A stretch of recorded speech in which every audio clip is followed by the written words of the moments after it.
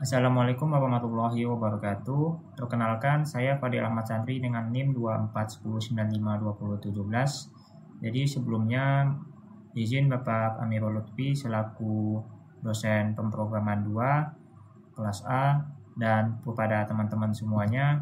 Jadi di sini saya akan menjelaskan mengenai program yang telah saya buat untuk memenuhi tugas besar pemrograman 2. Jadi tugas besar pemrograman 2 saya yaitu berjudul Sistem Manajemen KRS terhadap penentuan jadwal kelas pengganti dan praktikum untuk menghindari jadwal bentrok berbasis inheritance dalam bahasa C++ pada mahasiswa Teknik Elektro 2024. Jadi lanjut saja ke programnya. Langkah awalnya di sini kita harus membuat library-nya terlebih dahulu. Lalu di sini saya membuat kelas induk yang bernama jadwal. Kelas ini mempresentasikan jadwal umum dari suatu kegiatan kuliah. Nah, bisa berupa jadwal kuliah, jadwal praktikum, ataupun jadwal pengganti dari matkul lainnya. Pada kelas jadwal ini, saya menyimpan seluruh atribut data utama dalam bagian protected. Mengapa dengan protected? Karena dengan protected, berarti atribut ini tidak bisa diakses langsung dari luar kelas.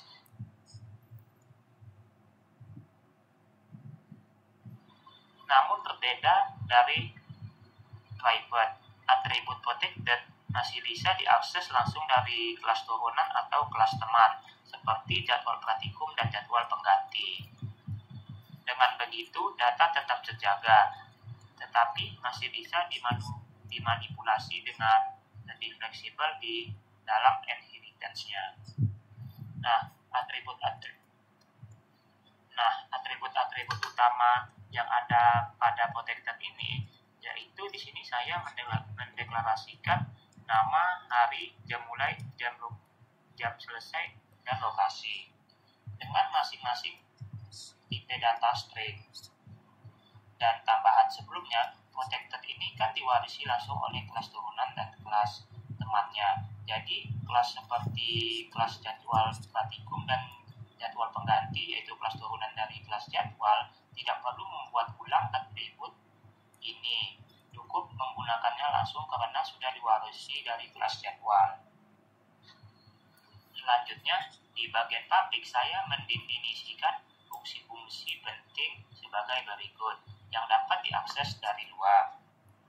Yang pertama yaitu metode atau fungsi jadwal dengan parameter string nm ini adalah nama, h ini adalah hari, jm ini adalah jam mulai, js adalah jam selesai, dan log ini adalah lokasi.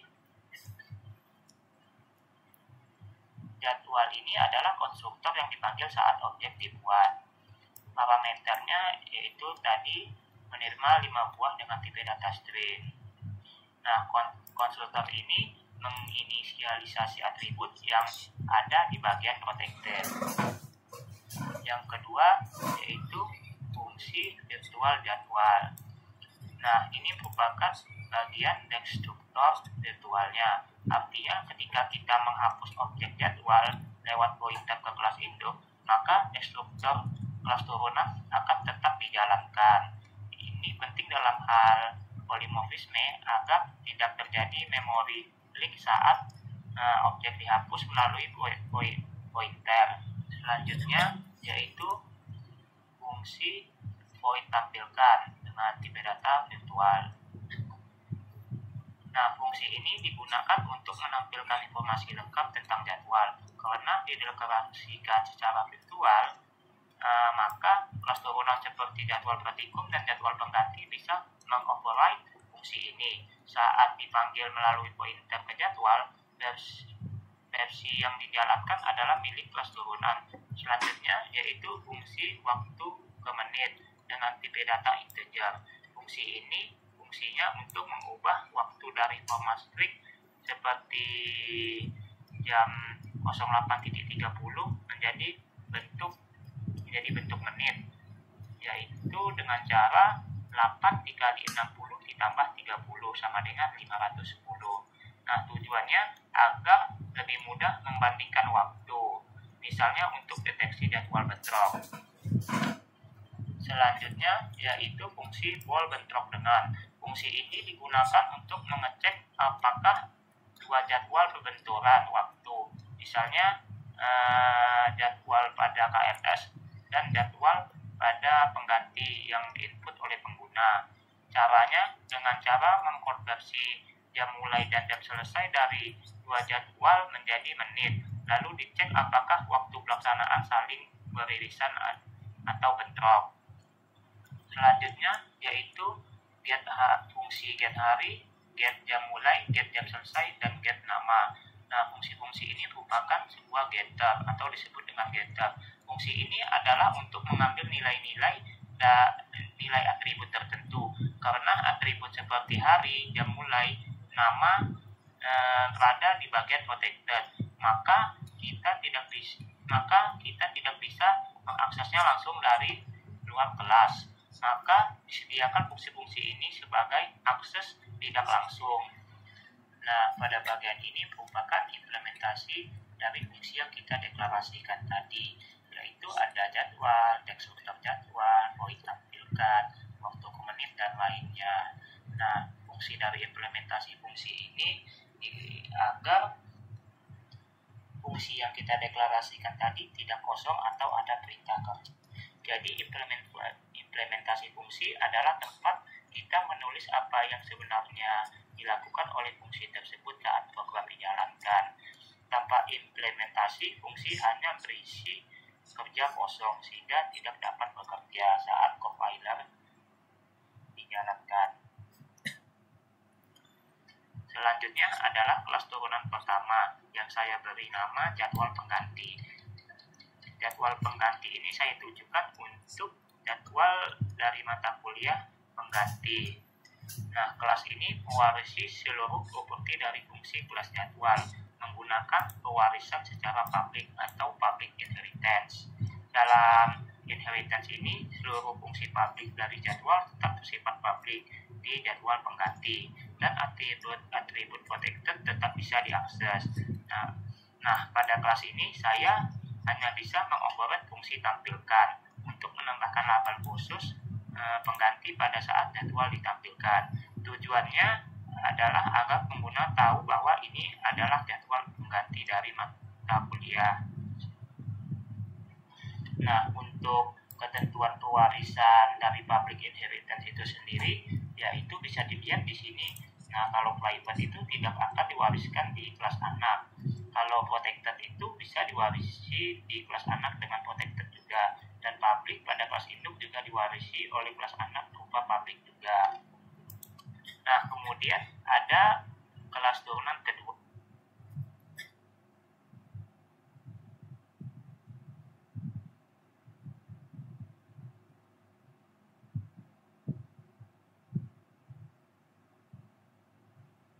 Yaitu jadwal praktikum.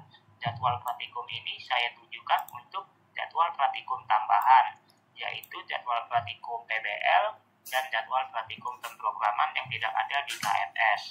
Sama seperti sebelumnya, kelas ini juga mewarisi dari kelas induk, yaitu kelas jadwal secara publik dan hanya mengubah perilaku tampilannya saja. Untuk akses pewarisannya juga sama. Atribut protected dari kelas induk jadwal bisa diakses langsung di kelas anak jadwal praktikum, dan fungsi publik seperti bentrok dengan dan get hari juga bisa langsung digunakan, dan fungsi publik pada kelas induk juga bisa digunakan langsung pada kelas anak secara publik juga.